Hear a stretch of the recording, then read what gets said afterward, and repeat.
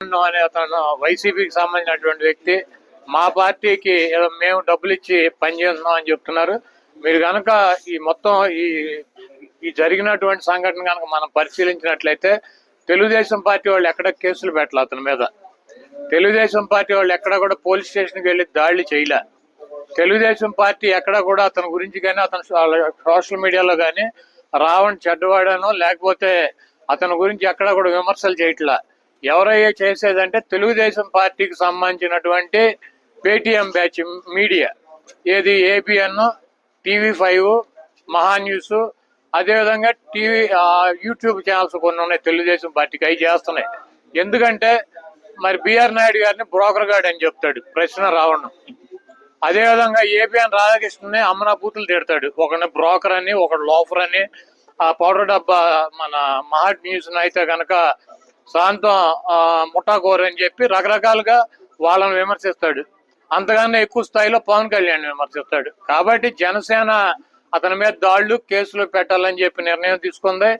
మరి ఈ బూతులు తిట్టించుకునేటువంటి ప్రశ్న రావడంతో బూతులు తిట్టించుకునేటువంటి తెలుగుదేశం పార్టీ అనుకూలం మీడియా అతని మీద వీడియోలు రిలీజ్ చేసి అతను ఏదో రకరకాలైనటువంటి కార్యక్రమాల్లో పాల్గొన్నాడని చెప్పి తప్పుడు వార్తల్ని వండి వార్చి అదేమంటే వైఎస్ఆర్ కాంగ్రెస్ పార్టీకి రుద్దే ప్రయత్నం చేస్తుంది.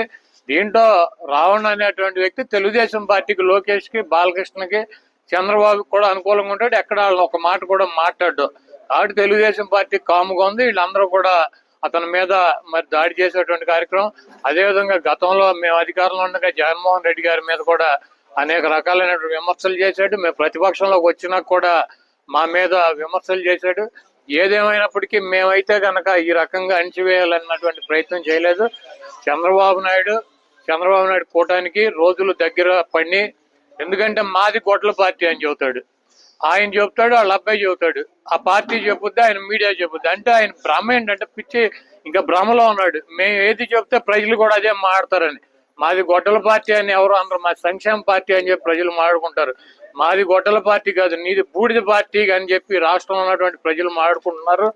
ఈ రోజు తెలుగుదేశం పార్టీ అంటే అతనికి వ్యతిరేకంగా ఉన్నటువంటి వ్యక్తుల్ని పోలీస్ స్టేషన్లకు తీసుకెళ్లి తగలెట్టి బూడిచ్చేసేటువంటి పార్టీ తెలుగుదేశం పార్టీ. అంటే బూడిద పార్టీ, ఇది బూడిద ప్రభుత్వం అని చెప్పి మాట్లాడుకుంటున్నారు. మీకు రాబోయే రోజుల్లో మీ పార్టీకి మీకు ఆ బూడిదే మిగులుతుందని చెప్పి తెలియజేస్తున్నాం.